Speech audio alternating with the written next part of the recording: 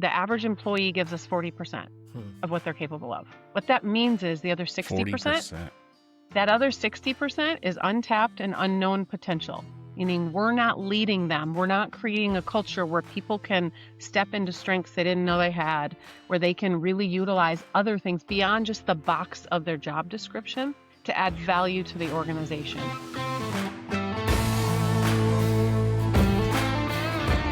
Well, welcome back to Whiskey is for Closers.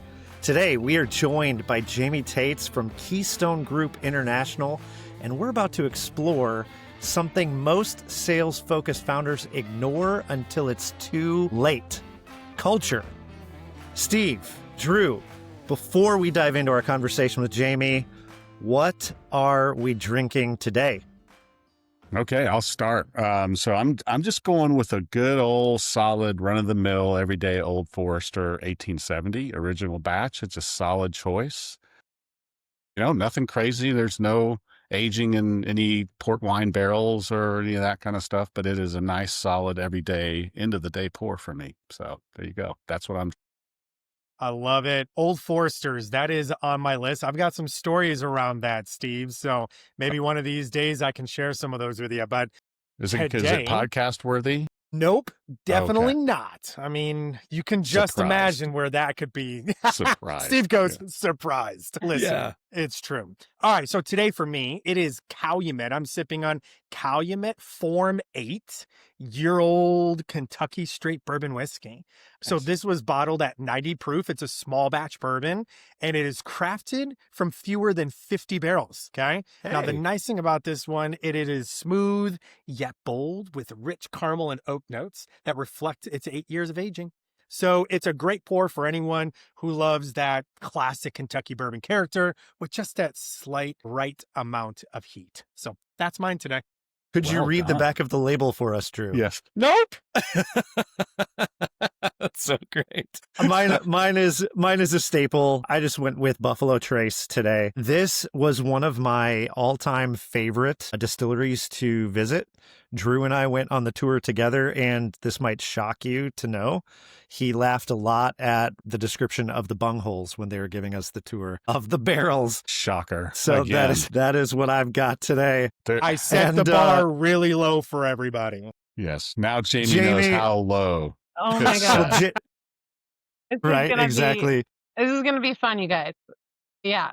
So I love it. I am not nearly as cool as any of the rest of you. And I didn't bring the bottle. I didn't know I was supposed to bring the bottle. I'm drinking, get this, All good. non-alcoholic Prosecco. I stopped drinking about 8 weeks ago for a period of time here due to some health stuff that I'm just trying to eliminate that as one of the issues. But I am married to, so I took notes on some of yours. Like, I'm married to a whiskey connoisseur, and actually one of my best friends was the first woman-owned distiller in the state of Minnesota, and she has one of my husband's, Hey. one of the best whiskeys. So, like, literally one of the That's best whiskeys. awesome. And she does a pre-packaged Wow. old fashioned that is like to die for. So, Crooked Water Spirits, put a little plug in there.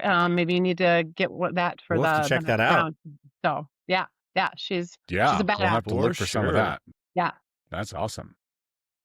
That's excellent. Thanks for the tip. Agreed. That's Yep. cool. Yeah, agreed. That's really cool. Well, Steve, the last few weeks, I've been kind of facilitating Mhm. just co-host conversations with you and Drew, but you are hosting the conversation today with Jaime. Anything you'd like to share before you introduce our guest this week? Yeah, I mean, Jaime, I just want to acknowledge the fact that you're such a go-giver, using that phrase. We originally connected because I was looking for advice on how to make this podcast awesome. And you not only took the time to invest in that need, but then you agreed to be our very first guest. So how cool is that? So yeah, You that's guys the kind don't of yet person know what Jaime is. mistake you made. Yeah. It's all downhill. Yeah. Awesome. So, well, let's warm it up, Jamie. We always want to start by just hearing your story. So, tell us a little bit about your story. Pretend we've never met, right? And then describe the work that you do and why it's important to you, what problem you're solving, what makes Keystone unique, all that good stuff. We'd love to hear it Yeah. from. Yeah. Well, how far back do you want to go? But my corporate career started at a really large privately held firm, Fortune 50 size company. I spent some of my time abroad, traveled globally for much of my career, and kind of, I would say, got my MBA kind of on the job. Large merger acquisitions, enterprise transformation, just really complicated, messy stuff. And then 13 years ago, decided to kind of launch out on my own and take that experience and started Keystone.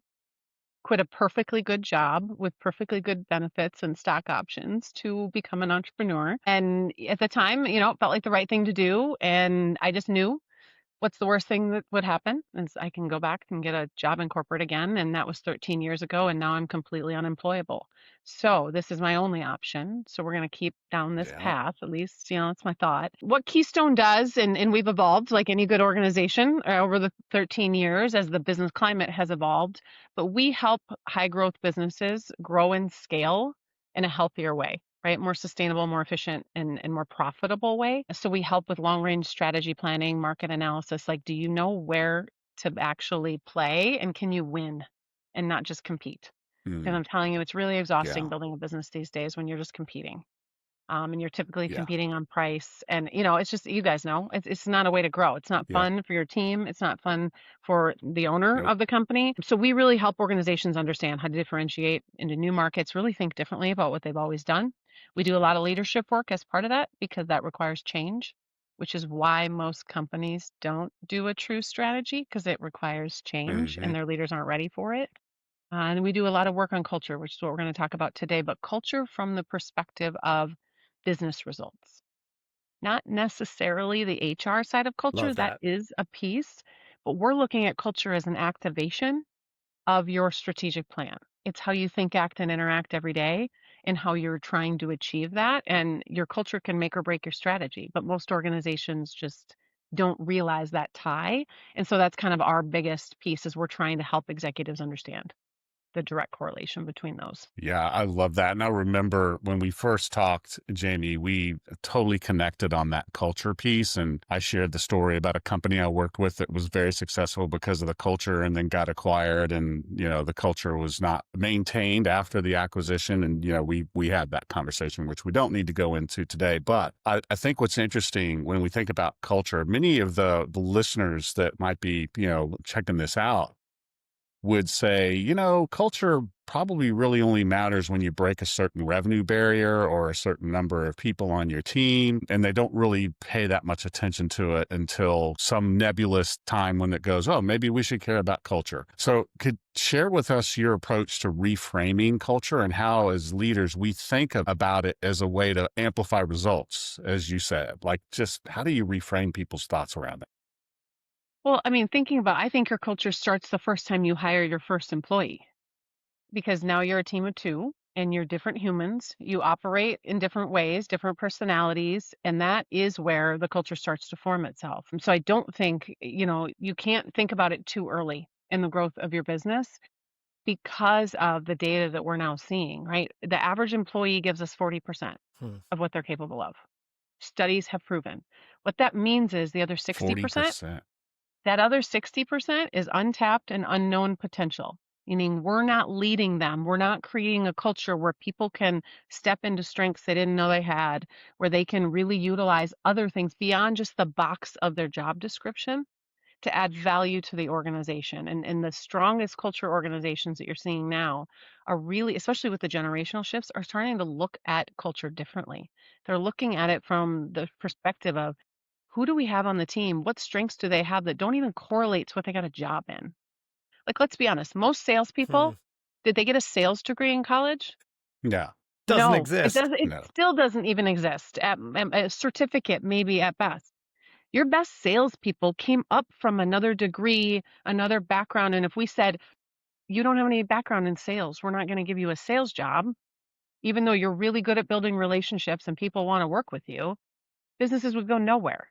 And so how do we take that same mindset and push it beyond in the organization? And I share a story, it's okay, I'll share a really quick story that I think it really exemplifies where we're at generationally right now. We Please. do culture assessments for organizations, and we come in with our model and help them heat map it, right? Kind of understand red, yellow, green, where do we need to focus our efforts? Because it's not all bad. But as you grow and Mhm. evolve, you've got to preserve certain pieces and you've got to let go of certain pieces of your culture. And we were doing one of our focus groups, and a 26-year-old engineer came up to one of my facilitators and he said, "Can I talk to you? Can I get some advice?" And she's like, "Absolutely." And so he tells her the story of he's low man on the totem pole in his organization, in his team. And when he started, they had this regulatory compliance reporting they had to do every week because of the big projects they were doing that took 6 hours.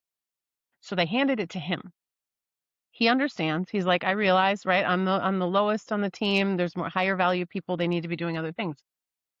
He figured out how to do it in 30 minutes because he automated it, and he hadn't told anyone in the organization. This is happening in Interesting. every organization that's listening, every leader. This is what's happening in our organizations today. Is that engineer got hired to be an engineer, and no one understood he had this tech component to his skill set. He has a process component to how he thinks, because what the organization should have done is taken him, put him in his strengths, and sent him to every corner of their organization to make him more efficient, and that's profitability. But Yeah. instead, he's So, sitting in an Jamie, engineering job, not adding as much value, and he's probably going to leave at some point. sure. I love what you're saying there. I'm curious, how do you how do you start to identify, and maybe we're getting too granular here, but how do you start to identify people that have, and I love the way you framed it, untapped or unlearned potential Yeah. within your existing team? Yeah. You invest in your leaders. We have underinvested in leaders, and we haven't put the right leaders in the right roles. So your best salesperson is not your best sales leader. Your best engineer is Right. not your best Totally. engineering manager. And all companies have done this, but we look at years of experience, and right, it's all of these kind of things we can measure to say now you're ready to be a leader, when really that has nothing to do with it. It has to do with your emotional intelligence, your actual passion for people. And so we're dealing now with organizations that have created a culture based on leaders who aren't really leaders deep down. They just took that role because it was the next step in the hierarchy. And we've allowed that to happen. And so it's the biggest issue. Leaders are the root. We are also the solution, because culture is the leader's choice. So when you're in a small organization or a large organization, I just can choose how I want my team to feel, to think, act, and interact every day, right? What I want that culture to be. So I need to not spend my time worrying about if my boss is a good leader or if all my peers are good leaders. I just need to focus on me and create the best culture in my Hmm. team so that we're hitting our metrics. Yeah. Mm. Yeah. That's awesome. So, Jamie, I want to come back to something you said. You mentioned in that story that the employee that came up with that solution in 30 minutes didn't say anything about it. Why is that? Why do you think that is that he didn't? Back to, I think Good this is question. what a lot of our cultures are, is there's not a lot of psychological trust. It can't be right if it didn't take 6 hours, right? The old guys, Yep. we're thinking there's no way. I've had to do this for how many years, and that's how long it takes. That must be how long it takes. And this is the shift that's happening that most organizations aren't paying attention to, is this next generation that's coming in, they've scientifically proven, and I have 4 Gen Z kids. So like it or not, I have a PhD in Gen Z and who they are and how they think. They've studied, and their brains have actually been rewired because they've had one of these in their face since they came out of the womb. And so they're seeing actual Yeah. processing power speed up. And so you're seeing a lot of this, like they're able to solve these problems, and everyone's going, "You're 26 years old. You don't have enough experience to solve problems like that." No, they have a different Yeah. skill set than anyone else has, and they can solve problems like that. And I don't think our Yeah. organizations are ready for the fact that you're going to have 30-year-olds that are, if you're doing it right, that have other people reporting to them that are 50, 60-year-old, right? Because Yeah. they are going to have leadership skills and strategy skills for the future, and we're not going to be ready for them. And that's what most organizations are struggling with right now. Hmm. Yeah, and I could see would that be I mean, that's a scary thing, right? For the 50-year-olds, Yeah. right? Sure. That there's a 20-something-year-old that could do stuff I'm not It's a hit capable to of our doing. It's ego. gonna make me look bad. So Yeah. yeah, absolutely. Holy cow. Yeah. So I've heard you use the term culture debt. Can you tell me what that is? How you have debt in your culture and kind of the negative parts of it. Yeah. Yeah. How do you just like, how would you define culture debt for someone that doesn't understand the term? And then, yeah. And then I've got a follow-up question to that, but I'd love to just define that. I think it's just looking at what we really mean by it is looking at culture as part of your value of your organization. I actually just came from an event and an economist, a futurist, was talking about the economy and showing us all the graphs. Our CEO is like, here's where everything's going. And he said, the biggest liability you have right now is allowing your culture to stay in uncertainty versus shifting it to this is the new way of thinking, this is the new way of being, and we have to think differently. So we're all Hmm. swirling in this uncertainty, and so that's a debt, right? It's a weight on your organization that's going to weigh you down. Your competition is going to catch you if you cannot create an organization that can be resilient and can think differently, right, in the face of uncertainty and crisis and everything else, because they're talking about the pace of change in the next 5 years is going to be greater than the previous 40 combined. Yeah. So most of us as That's leaders wild. are hoping things are just going to go back. I don't even know what normal is. There's no coasting going to happen in the next 5 years, 10 years. You're looking at AI and everything else that's coming at us. So if your culture is not an asset right now, it's going to get really, really hard in the future. Yeah, no, I mean, there's no question that resiliency and adaptation or adaptability, those are like absolutely critical to survive in today's business world. Like if you don't have those, it's going to be a real uphill battle for sure. And those would be, I think when I think of culture debt and, the expense of that, those would be the ones that come to mind for me. But what do you think? What's the most expensive kind of culture debt that you've seen in an organization? I I don't know if it's a debt, but I look at it as just the unwillingness or just lack of understanding of what your culture actually is. The amount of Hmm. Yeah. executive leaders that we get when we ask them about culture, because, right, it's been seen as this fluffy thing. Like, I got to worry about my supply chain and I got to worry about my sales pipeline. You do. Yeah. But what if I Yeah. told you all of those things were also impacted positively or negatively by your culture then, and that's a deeper root that you need to solve for. And so the idea that like our culture's fine, let's stick it over here and then let's keep trying to, solve all these other issues, that's my biggest concern.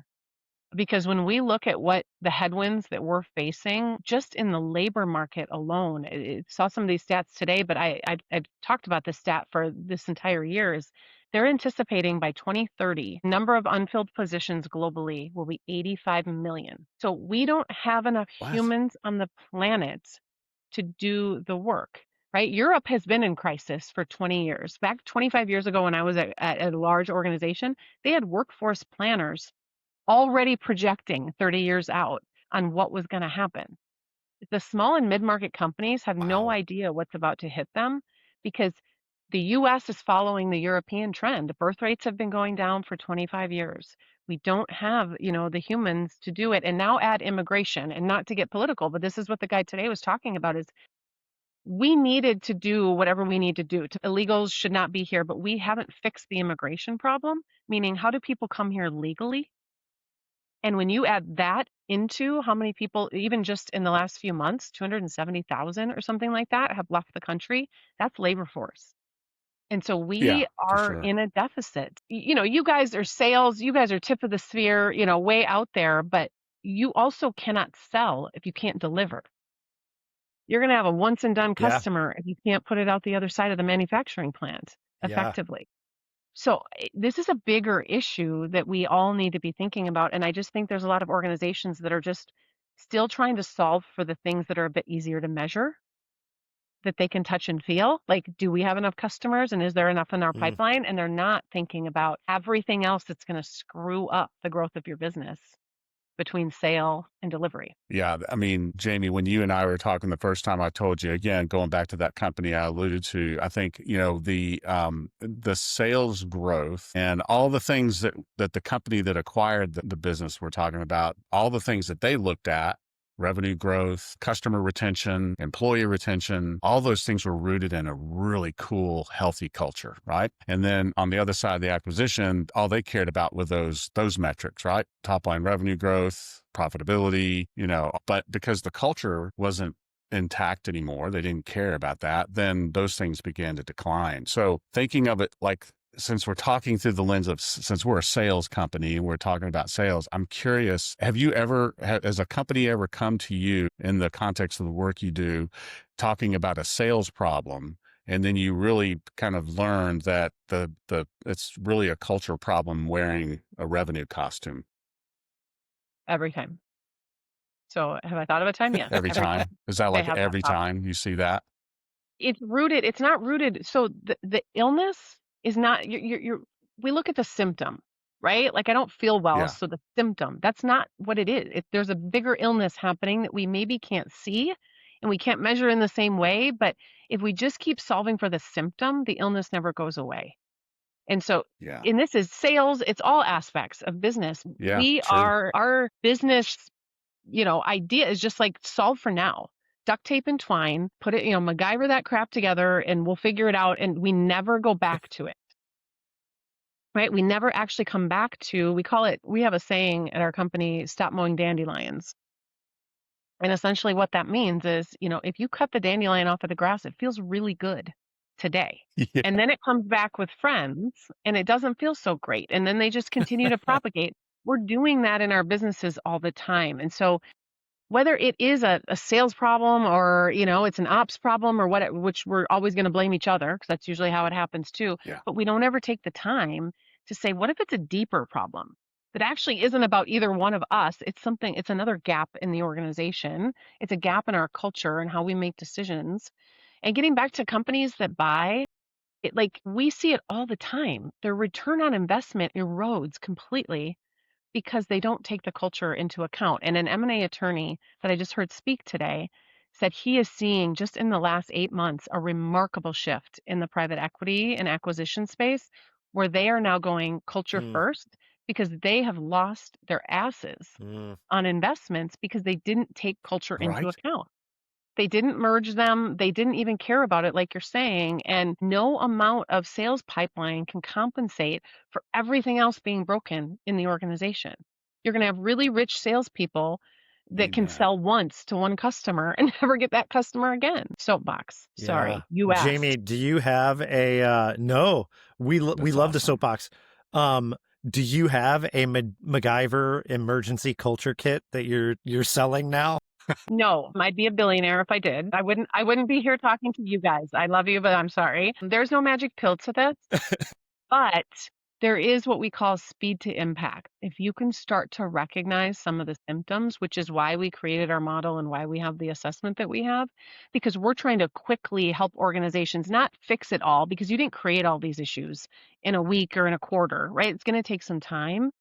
But the moment you start talking about the gaps, your engagement and performance of your team, we've seen it, goes up immediately, even before you've fixed them. Just them acknowledging that here's where we're seeing gaps that we are now aware of and we're going to do something about it changes the dynamic in the culture. So there is an ability to have speed to impact for sure. Good. Yeah, that's awesome. Good. So Jamie, we love good sales stories. I'm going to put you on the spot a little bit here, but tell me about, I'm sure you've got a story to tell about some CEO that you were talking to, some business owner that you were talking to, where you're having this conversation about culture and they go, Jamie, that's BS. I don't want to hear about that. Let's talk about, strategic planning instead. Tell us a good story that you've got like that and how you handled it. How I handled it. Well, so we have a gift at our organization of qualifying clients really well before we do work with them. So I'm not saying they don't slip in every now and then, but we've gotten really good at seeing through the BS of we want to change, we want to talk about culture when they don't really want to change. They just want to sell more stuff. Yeah. Yeah. So for us, it's a little bit more, we aren't usually coming in and worrying about sales. We're usually redirecting them to the actual problem. And not to say, listen, there's a lot of sales orgs that have problems. There's a lot of salespeople that are part Sure. of the problem. But Yeah. with our economy, with our opportunity, specifically in this country, and the amount of abundance of opportunity and things that sales is not our issue. There's something else broken in our organizations. And it's different for every organization, but I can't even think of a time where we came in and said, now their sales culture could be broken, but their ability Sure. to sell or their product or service not being sellable is not the issue. Mhm. Yeah. Well, Go ahead. sorry, Go Steve, ahead, I Drew. didn't mean to Yeah. step on you there. That's okay. Well, I know you literally just said it's different for every company. Are there themes, Jamie, that you kind of pick up on or tend to see consistently as you're evaluating a company's culture? Yeah, for sure there are themes. Communication is the biggest one, or lack thereof.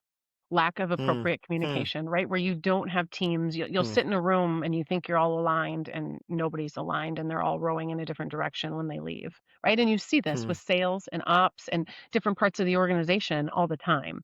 And so, the CEO's job, the top job, is really to create alignment in the organization and make sure people are rowing in the right direction. So communication is the biggest gap. Most of us are not great communicators as leaders. We communicate. It's not good communication, but we communicate. Yeah. And so that's probably one of the biggest gaps. The other biggest gap we see that culture creates this inability to make decisions effectively, right? At the right time. So the biggest gap that we're seeing right now in this chaos of an environment that is the business climate right now is a lack of strategic agility, a lack of ability to pivot when you need to pivot. And the Yeah. way we would describe it is, you have to have a strategy. Obviously, we're strategy junkies. Like, you need to know where you're going, but you also have to have the ability to have really tough conversations on the path there and adjust as needed. And most organizations are not set up with the decision-making frameworks or the trust in the organization, even at the executive level, to be able to have those hard conversations. And so instead, we just don't make the decision. And we hang out in the same place, not addressing the issue. And it just slowly deteriorates. But people all the time want me to give them like the magic thing. Like, this is what it is. And there is no magic thing because they're all so intertwined. And that if we're not paying attention and measuring the right things in the organization, we can get very lost and distracted by the fact that we can sell. Revenue's great. Profit sucks. You have an issue, a really big one. And so companies that say, like, we grew 40% over the last 3 years, like, we know our strategy. Last time I checked, revenue was not the measure of success. Because if you're not taking home anything, then you're doing a hell of a lot of work for not a lot of benefit. And it doesn't allow you to reinvest and hire the people and do the things that you need to do to stay up with the competition. So eventually those companies ride the slow ride down. They can't stay at that high level. And we're seeing some of that even coming out of the pandemic. People that there was opportunity. If everyone remembers 21 and 22, like when people were could meet again and things were great. And we went right back to the way we were before, and we forgot all of those cracks in the foundation that we discovered during the pandemic. And we went right back to muscle memory and started just chasing revenue again. We didn't fix any of the issues that were causing profitability gaps. And I think that's where we're at again, is we didn't fix them and now they're affecting us. And we want to blame it on something else. But typically it comes down to lack of communication, lack of decisions, and lack of trust in your organization to do the hard work. Yeah. So good. And it's easy to go back to muscle memory, isn't it, Right. Jamie? I mean, it just is. So Drew, I was just thinking about you, next time you have a conversation with a founder who's got a sales problem, maybe you can just say, I think it's your culture. Maybe it's your culture. Right. Right. Yeah. See, you can't start there, Drew. Like, you gotta ease them into it. You gotta ease them into it. Bummer. Sorry. Have them call Maybe me. you're You're just a crappy leader. That is your sales problem. Yeah, but I know somebody. Yes, right. No, I That's don't. If they're a exactly crappy right. leader, I don't want them either. Oh, that's so funny. You Well, are Jamie, one pathetic loser. yeah. So as you know, Jamie, we talk to founders a lot. So that's why we're Mhm. talking to you. And what we see in our world is founders who are the sales process and the sales strategy, right? Mhm. And so in the situation, many times they would also be they are the culture as well. The founder is the culture. So in our world, we're teaching the founder how to let go of that sales process and strategy and execution so that they can be freed up to do other things. How do you teach a founder how to scale culture when they are the Yeah. Well, one kind of caveat or one thing I would say to they are the culture is the culture. If you think about culture, it's like a piece of fabric, right? It's a bunch of threads. So everyone in the organization is a thread in that fabric. Now, the founder or the CEO, their thread might have a little more say, right? Their thread might be a little bit stronger than others, but they are a thread in the fabric of the culture. And so is every single other person on their organization, including their worst leader, including their worst employee. And so you're only ever as strong as kind of the weakest link in that fabric. And what a Yeah. founder or CEO's job is to make sure they are having a positive impact on the strength of that fabric. They can't control it. We get this all the time where, well, this is the way our culture is. Our culture is that they declare the culture. Yeah. That's Mm. not Yeah. really possible. They can have a vision for what they want the culture to be, but the culture is every person on that team. It's how they show up every day, how they treat each other, how they communicate with each other, how they it's all of these things. And that's, I think, what overwhelms most leaders is it's not controllable, but you can impact it. And you have that opportunity in every moment of every day, how you impact it as a founder. So being a founder, what I would say to the founders listening is typically you are having more of a negative impact on the culture than you realize because Mm. founder mentality is risk and this is my only option and this is my livelihood and my family. You're carrying a ton of stress and you're Yeah. bringing that stress into the organization. And when you do that, you're undermining people in your team. This is where I'm at. I've been on this kind of learning curve. You're undermining people on your team. You're undermining their capability to grow for the good of your business and the good of your bottom line. And the quicker as a founder you can get out of every seat on the bus, the more successful your business will be and get you into the seat maybe that you need to be in right now. And sometimes that is sales. My business doubled when I got out of the sales seat. I now can set my ego. It hurts a little bit, but Yeah. the numbers don't lie. We doubled in size when I got out of the sales seat and hired somebody who actually should be in that role. And I went back to doing Yeah. other things that the business needed for the next point of scale.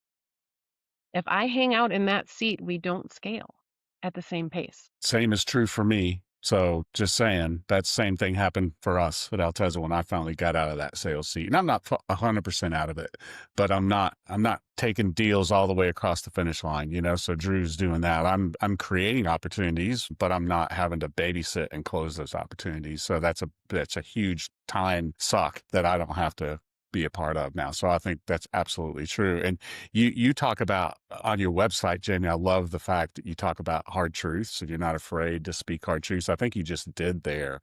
That is a hard truth. When you were saying that, I actually felt the weight of it, like going, oh crap, am I doing this? Like, am I creating some negative culture because of this thing that we carry, the burden we carry as founders, all the stuff you said? I'm like, okay, yep, check, check, check. So what are some signals that we can look for as a founder to suggest that we might be having a negative impact on our team like that? The number one is all decisions come to you. Okay. Everyone's scared of making decisions. And if everything has to come up to you in the organization, that's a sign your culture is not strong. And that's hard for a lot of Yeah. us, right? As founders, we go back and forth. We vacillate between like, why does everything have to come to me to Why did they make that decision without me? Like, we can't decide where we want to be, right? If what level and altitude we want to be in the organization. And we end up what we call swooping and pooping. It's not a pretty picture, but like, right? We That's don't like know where we seagull need to management, right? be. Yes. And then we swoop crap everywhere, and then we're out the door off to the next thing or to get on a plane, and everyone's left like with crap all over them, wondering what, right? And it's things like that. But we're not doing it intentionally. I mean, this is our baby. And we wouldn't intentionally hurt something that we care this much about. But that's why you guys exist. It's why we exist. Because the founders that can find the right advisors are the ones who are going to scale and grow. They have to put people around them that are not yes men and women, that are going to tell them the real truth and help them grow and evolve in their organization. Can I get an Yeah, amen? that's great. Well, Craig and Drew, here's what I'll say about that. If you have feedback to share after what Jamie just said, then share it with me off the podcast, please. No, let's do this live. This would be fun. Let's do it. We got Okay, a counseling session. Okay. I've got a bed over here I was for gonna say, put your Steve feet to up, lay on full and just. therapy. Yes. It I all love that. started with my father. Right. You know, but this is the thing. So we're joking, and I love this, the lightheartedness of it. But this is part of the gap that we have as leaders right now is we are not seeking out different perspectives. We're not seeking out someone who's going to actually tell us the way it is, besides maybe our spouse, which is a good thing, right? But like, we get really comfortable in the way we do it, and it must work, and there must not be a better way. And the more we surround ourselves with people who are going to show us there is a better way, what got us here, great, but it's not going to get us there. And I think Yeah. there's a lot of leaders right now in this middle space that know they need to grow. They probably don't have the right investment in them to help them do it. And so they just kind of hang out in the same place, and it's impacting our organization. You know, Jamie, as I've been listening to you, I've found it interesting because a lot of what I've heard pattern through what you've been talking about is a lot of self-reflection. There's a lot of owning my inabilities, abilities, blind spots, and it's almost coming to this realization of going, it's a lot easier to fix something in a CRM because I can see it, I can click it, I can measure it, I can point to things. But when it comes to culture, it's almost like it's pointing that thing back inward and having to take the hard work and self-reflecting, and the answers don't probably come immediately. There's probably a lot of just sitting there in the uncomfortability of going, where am I? Why am I here? What do I own? And how do I start to make my way through this? And that's kind of what I've been sensing, maybe some of that weight of just going, this is a lot of like pause, time out, right? We got to get work done. I know it, but there's a portion of this, it sounds like, where it's going, time out, self-reflect, look inward, what's going on. Would that be Yeah. accurate? Yeah. Do the hard work. So my third book came out in April. It's called Surviving Greatness.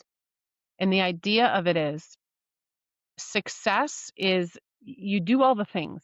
You get the title, you get the salary, you win the awards, you check all the boxes. And you get to the top of the mountain and you're like, is this really all, is this what I've Is been it? working my ass off for? And then at that point, Yes. the work no longer is out there. It's no longer a little bit more money that satisfies you or a little bit. The hard work is here. And that's what most people don't do. And there is a certain level of success. And this is why I keep saying at the executive level, because there is a certain level of success where our ego gets so big, we're like, we've got it all figured out, and we don't do the hard work. And I think that is the difference between being good and being great. And the leaders that want to do that work are going to be great, and their organizations are going to be great. But it's not an easy path to choose. And a lot don't, because it's a lot easier to just stay where we're at. You know, I've heard it said one time that an individual looked at me and they said, Drew, there's the hard work of what you have to do, but then there's the heart work of what you have to really start to look at. And it's that heart work of going, where am I the stopgap? Where am I the one that's creating whatever the situation I'm finding myself in? And that resonates deep with me.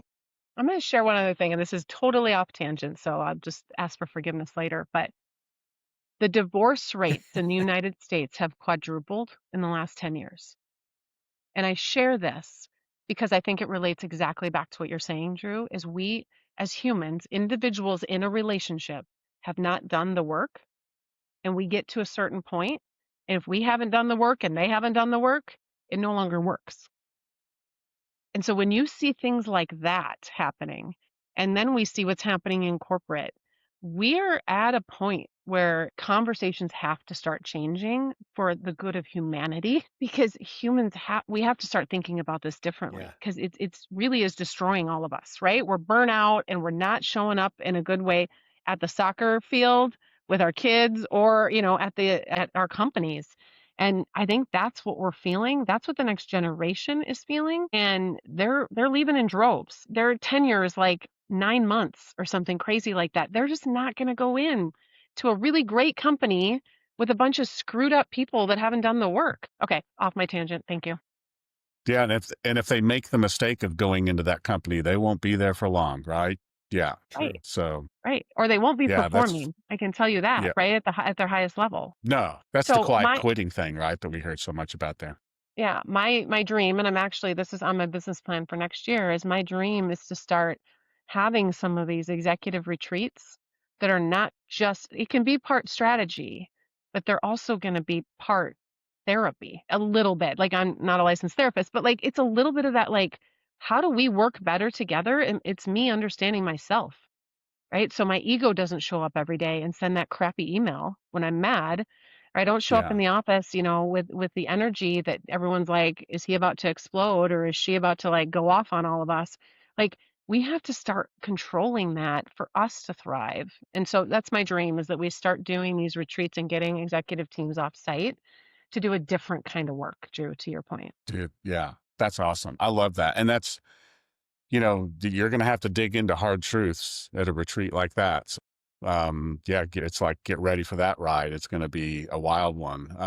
And one more thing I want to say about hard truths, and then I want to transition into some practical takeaways, because I know a lot of times, especially with culture, a lot of leaders and founders are like, okay, I get it, what I'm hearing here, but what the hell do I do about it, right? What's my next step? So I want to get there, but before we do, I remember a company I worked for years ago, and I came in as a kind of a guy to fix the sales problem. And so I want to go back to something you said earlier about, it really wasn't the sales problem, was rooted in the fact that the sales culture in this organization was really just chaos with a commission plan.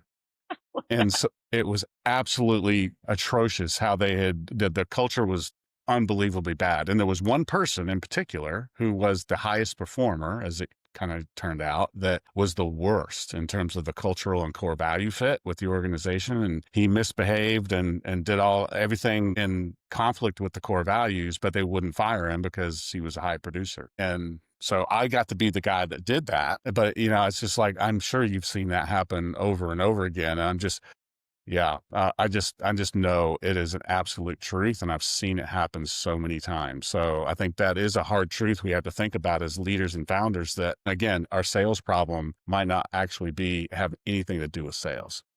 Right. Or your product, or something wrong in the market. It's Yeah. typically the people. Yeah. Yeah. Yeah. Steve, I'm curious, what happened to revenue growth in the sales team after you lost Um, your most talented rep? That was also the culture problem.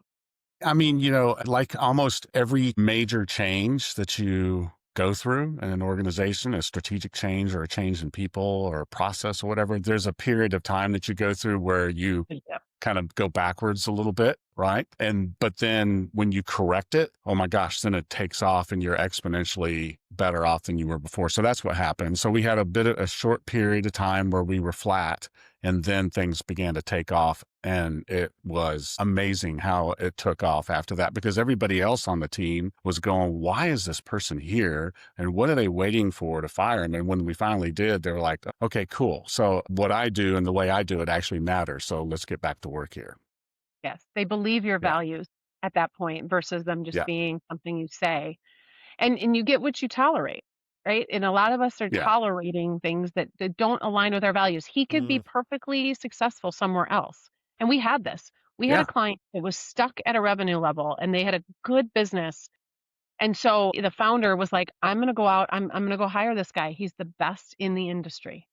And we were like, I don't know that the best, because this was, I would describe their culture as not weak, but they were kind. So they had built the business like really caring about each other. And so typically the best salesperson in the industry is a cowboy. He's not kind, typically, Yeah. right? He's gotten to that point because he's really good at what he does, but he's probably chewing people up and spitting them out on the way.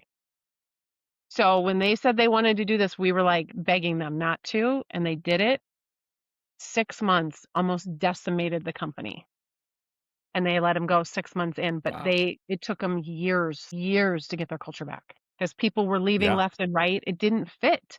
And so whether he was the Yep. best in the industry or not, if they are not a fit for what you are trying to do and the culture you're trying to create, you will do more damage than good by keeping them or hiring them. Amen to that. Amen to that. 100%. Like, yeah, I can't affirm that more. My term for those people is lone wolf. They're lone wolves, right? And a lot of times those lone wolf salespeople can be very productive from a revenue standpoint, but oh my gosh, the damage they do to culture is crazy. So, all right, so let's get into that practical lane for a little bit. You talked earlier about measuring culture. I want to come back to that. Walk us through, how do you actually measure culture? Because I know the vibe check doesn't scale. That doesn't Yeah. work. It's this, oh, the vibe is cool. So how do you actually measure culture? Okay. Well, so here's the first thing you do. You go buy this book because we have all of it in here. That's why I'm saying buy this book. So Nice. the culture climb. So we actually wrote this book based on the model that we created in 2016. And a little bit of background on our culture model, our impact model, is it was created out of sheer frustration and out of necessity, because we'd been working with companies on strategy and they were growing top line, but they were not profitably growing at the same pace. And so we started to really dig in and say, essentially, what are you doing that's screwing it up in the process, right? What are you not doing? And we went in search of some kind of a model or something to explain to them all of the things that are impacting, right, to profitability and are probably eroding that profitability. And there was nothing out there. And so we created it, called our impact model.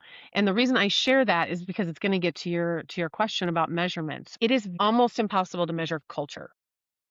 It's an intangible thing, right? It's a bunch of different things. It's an energy. It's all of these. So companies just tend to give up when they can't measure culture, and they measure engagement instead, which is a complete load of crap because engagement's not actually getting Okay. at your culture. It's taking a totally different angle at it. It's not getting you what you're looking for. And so we're moving a lot of Okay. companies away from engagement surveys to culture surveys, but that's a whole nother discussion. But the way you measure it is you break it down. So when we think about our model has things like inspiring purpose, core values, clarity of strategic vision, trust in the organization, accountability, systems and processes. So these are all things people don't expect on a culture model. And the reason they're on there is because they all impact your culture and they all impact your business results. And typically they're where the culture issues show up first. So if you are an engineering firm, your culture issues show up typically first in your utilization. It starts to just slowly tick down because there's something else going on. And now it could be a multitude of things. So when we talk about measurement of culture, we're talking about an enterprise scorecard is essentially your Yeah. culture scorecard. It's got operational measure, it's got HR, right? Typical turnover, those types of measurements, absolutely. It's got sales metrics on it because unless you are looking at the health of the organization from end to end, you don't really have a gauge on whether your culture is strong or not. Because one, sales, again, back to the sales can be up and revenue can be masking a whole lot of sins that are happening in the Yep. organization, a whole lot of things that aren't working. And so that's how we have them measure. So it's actually part of our IP and that we go through that process with them and put that enterprise scorecard together that is really a culture scorecard that allows them to say, hey, we're seeing these move in the right direction because we made a change over here. Like you've got to start seeing the correlation for you to continue to invest, right? And to do the work. Yeah. Yeah. That's really good. If I'm a founder or a leader and I think my culture might be broken, like I'm feeling this conversation is bringing some weight to me and I think things might be broken.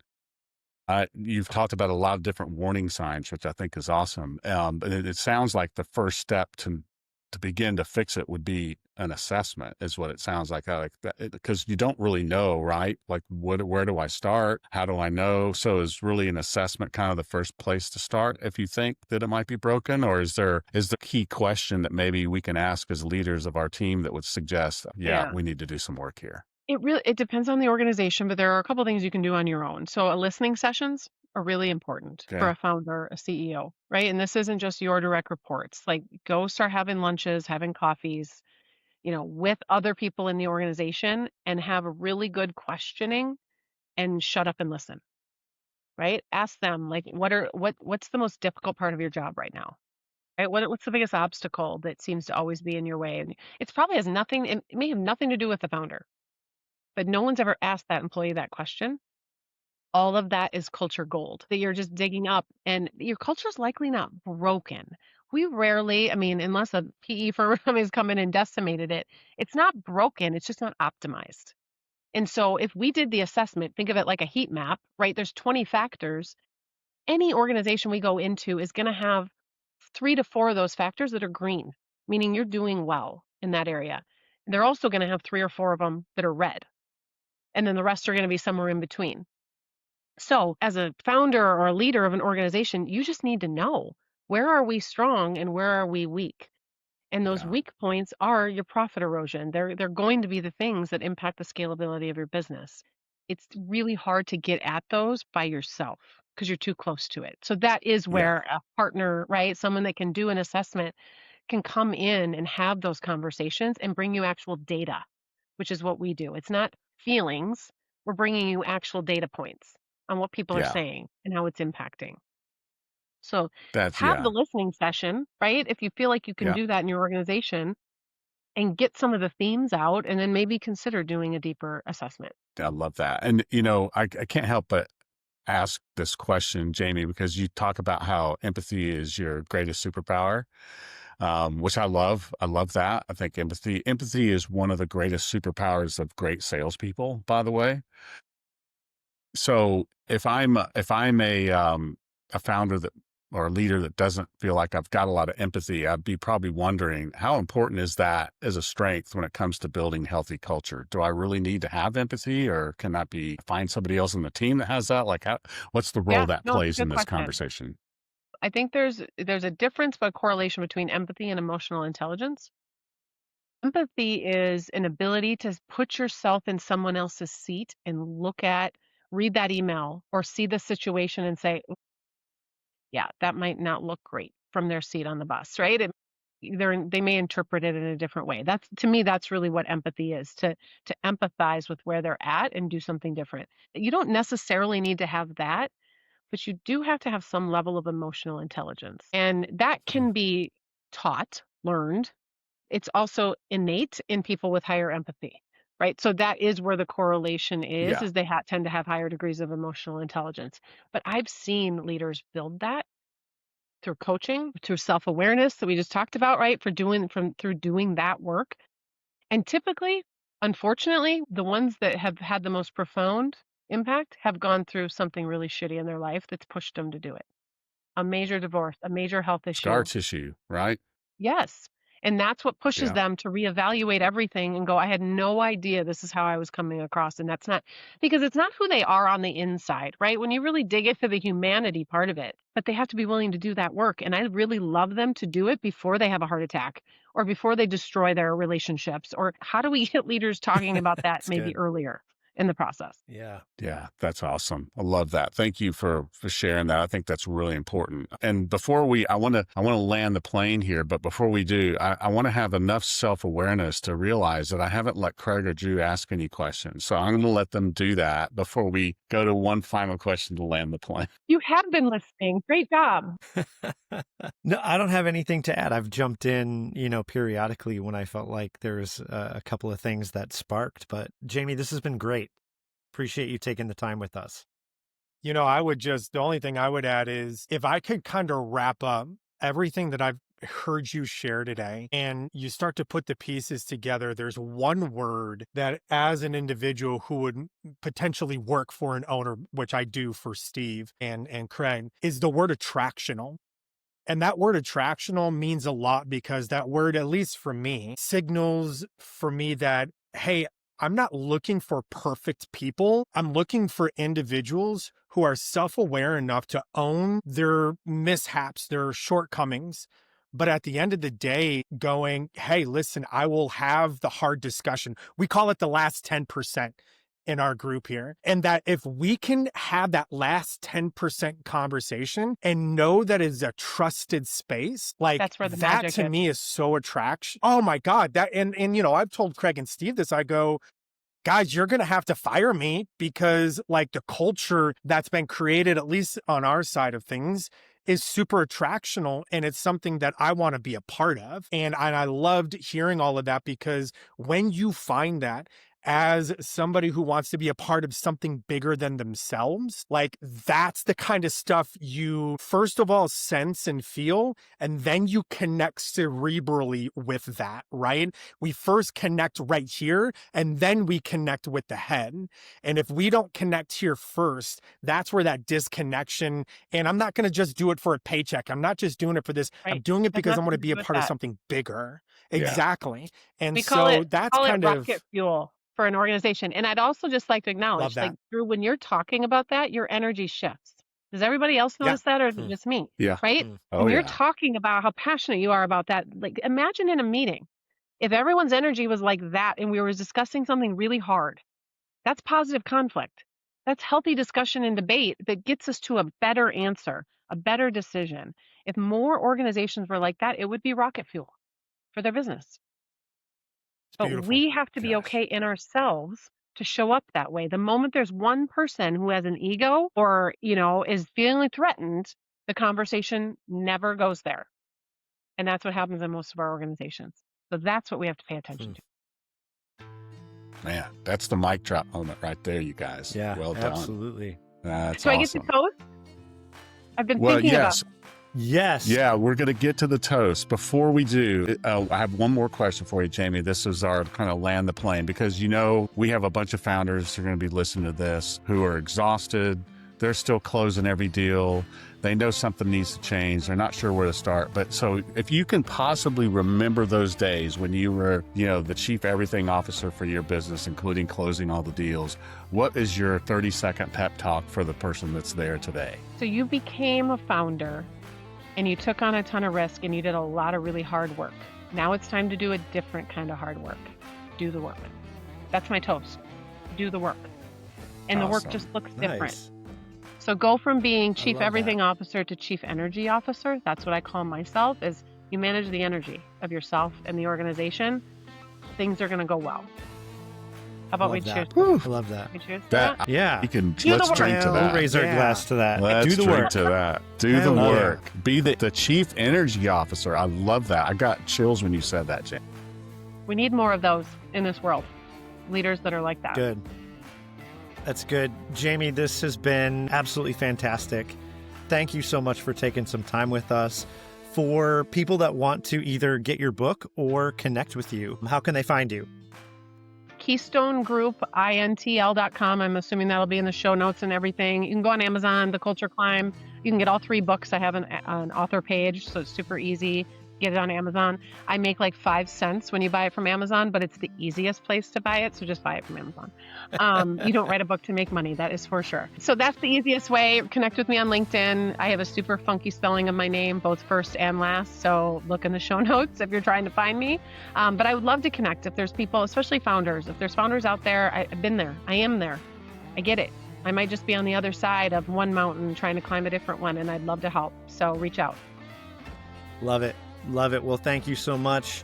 And for everybody listening, that is it for this episode of Whiskey is for Closers. Thank you, Jamie, for sharing invaluable insights on reframing culture, for impacting your business growth overall. If you are listening and you found today's conversation valuable, be sure to subscribe, leave a review, and share this episode with fellow founders and leaders. As and always, fellers. Yeah. And as always, keep raising your glasses and closing deals, building culture that empowers your team to thrive. Cheers.